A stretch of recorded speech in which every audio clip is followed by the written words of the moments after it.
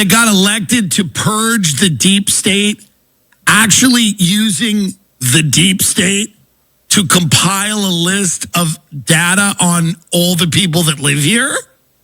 This shadowy company Palantir that works with the CIA and the military. If you don't have any reservations about Palantir taking everyone's information, I don't know. I don't know if I can trust you.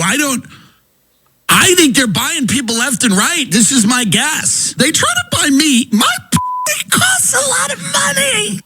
Comedian Tim Dillon alleged that Palantir, the data analysis firm with ties to Elon Musk and tech mogul Peter Thiel, is essentially trying to buy public figures to give them positive press to make. So let's watch Ana Kasparian get destroyed by Tim Dillon. Yes.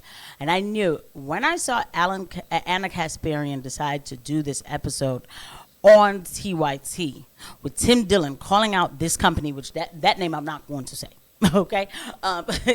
Y'all see it. But I said, how is Ana going to handle this conversation? Because while Ana is a G when it came to the other topic when she was on the Piers Morgan show, Ana Kasparian has to be careful with this because the owner of this company has been known to, one of the owners, has been known to kind of donate to TYT, and Cenk Uygur's been known to cover for that particular name. So we're going to watch, and it is going to be Tim Dillon destroying Ana Kasparian, obliterating Ana Kasparian, because Tim Dillon's already putting it right out there, and Ana says alleges. Let's get into it, guys. Make them pro-Palantir propagandists. And you want to know something? I give Tim Dillon so much credit for disclosing that to the public. I also give him credit for calling it like he sees it. He's been pretty good on his commentary in regard to what's going down in Gaza. He's been critical of the Trump administration when they deserve it. I don't agree with him on everything, but his podcast is among my favorites these days. Anyway, before I give you more, Waz, just want to get some initial thoughts from you. Yeah, I mean, I think there are issues with the rise of new media, with even guys that you would consider conservative influencers. However, they are definitely more independent than, say, a Sean Hannity. Yep. Or Bill O'Reilly back in the days, or, anybody that you would get on Fox, or even like hate radio, like those. So this is Waz with Ana Kasparian getting ready to whitewash the very most important thing that Tim Dillon said about that company. You have to understand that company itself and what it stands for. Fox News is a joke compared to that. So to say, yeah, there are now, it's almost like Waz is defending conservative pundits because, well, yeah, they are, not, they're independent and, I'm sure they take money. But, hey, look, they're still better than Sean Hannity. Now you're defending them. But why? Why are you doing that? And Ana Kasparian says, yes, they cannot tackle this conversation in an appropriate manner. By the way, guys, please don't forget to hit the like and subscribe button and the notification bell. Thank you to every eye that lands on these videos.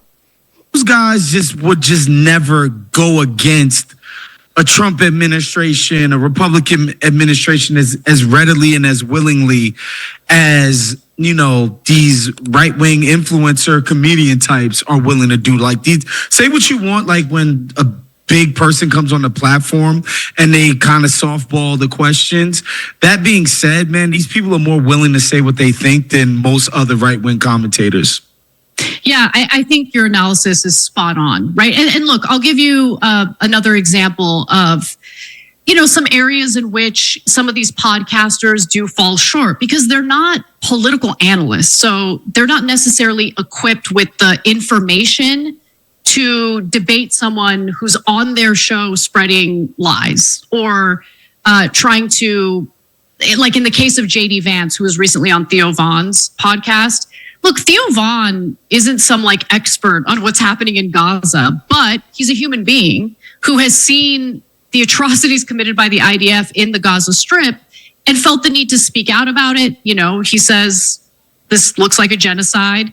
he had JD Vance on recently and brought up this issue, and JD Vance tried to placate him. I don't know if it worked, but I noticed that, Theo Von didn't have the tools in his toolbox to refute what JD Vance was saying. But nonetheless, his heart is in the right place. So I give him a lot of credit. The fact that he's saying what he actually thinks without concern about placating or appeasing a political party or a political side, I think is more valuable than having the Sean Hannitys who always run cover for, Donald Trump or whatever the right wing is up to. Okay, so what was Dillon talking about there? Well, he was responding to a story that we actually covered last week about how Donald Trump's administration is essentially tapping Palantir to compile Americans' personal information into this database. And by the way, right now with the riots that are taking place in Los Angeles, it's totally playing into Donald Trump's hand, because that type of civil unrest is exactly what the Trump administration will point to as a justification for increased surveillance of American citizens. Now, with that said, you're right about that. That will be the narrative that will go around. I want to be clear that I am not into people getting hurt or anything like that, right? So there's that. But we know after 2020, we know that tyranny does not come without a reason. But Ana Kasparian is going to make this about Donald Trump wanting to surveil people. This Trump is going to be gone in 2020. This company still stays. The owner of this company gave Trump a lot of money, right, to bury themselves into databases. Ana Kasparian is going to make it seem that Trump wants surveillance. Right? It's an easy narrative. Trump, he wants surveillance. Right now, I'm not feeling the Trump administration, but I'm going to have the full conversation of who all is inside our government. Ana Kasparian cannot do that because they took that man's money too. And so just be aware of that. Let me give you more. So the plan is a result of an executive order that Trump had signed back in March, calling for the federal government to share data across agencies, which naturally has raised some concerns about the federal government's surveillance power. Alex Karp, the CEO of Palantir, denies that the program has anything to do with surveillance, even though surveillance is part of what Palantir does. But even some in the MAGA camp are not buying it. In fact, I've seen some of them be very vocal against this.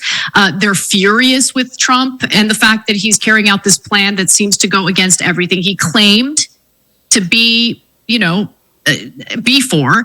And now Tim Dillon is giving us a little more insight into the manipulative behavior Palantir and tech companies like Palantir, who, try to get people with platforms, basically they try to get people with big platforms to cover them in a more favorable light. So without further ado, let's watch what Tim Dillon has to say about that. I get invited to these dinners. I don't go. I've been invited to Teal's house multiple times for dinner. I don't go. It's no shade at them or whatever, The reason I don't go is I remember one dinner, they're like, we'd like to discuss the media. I go, what? No thanks. Here's what I'm doing every week. I'm discussing the media. Hey, good news, I have a show. You can listen to it. You can listen to it if you're curious about it. But I've been to some of these places. I've sat in these houses in Austin with these tech people. And I know what they want. And I know what they want me to go out and cheerlead for and say, well, it's actually a great idea. And there's probably a lot of money in it. There's probably a lot of money, and I just can't do it. I love the fact that he disclosed this, and big shout out to Tim Dillon for being unwilling to be bought by any, moneyed interest. In this case, it would be. It's really wrong to me that Ana Kasparian could really sit there and, absolutely shout out to Tim Dillon. Tim Dillon definitely is out there. Actually, somebody pray for Tim Dillon, because he's putting out the tapes a little bit, right?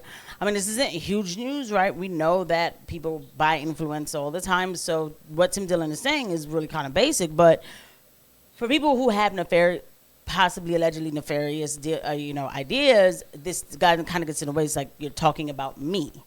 And Tim Dillon said the name. Anna still hasn't said that name, even though it's right here, okay? Anna cannot say the name because TYT took money from that name. And I have to see if the Vanguard actually, covers this episode, because they should, because they have this, they always are able to pull stuff up immediately, where you had Cenk Uygur, who was defending this name and everything and the whole bit. So this is very hypocritical. And why does that matter, right? Because somebody will be like, well, why do they need to divulge all that? You know why? Because then you know how these people are only going to give you 25% of the news. At least tell me, like, look, it is a conflict of interest for me to talk about this, but I can tell you a little bit about this, and then you can go do your own research. At the very least, they're not going to say that. They're not. They're going to make it seem like, oh, we're fighting with the people, but you took money from that person too. Your boss, however it works, y'all took money from that person too. The thing is, I don't think that person is giving them any more money, so that's why Cenk was going all over the place. But Ana Kasparian stopped playing. So this for me was Tim Dillon obliterating Ana Kasparian, because Tim Dillon is an example of somebody who is just talking and saying it how it is. Shout out to Tim Dillon. And this one, Ana Kasparian fell short. I'll see you guys at the next one. Bye.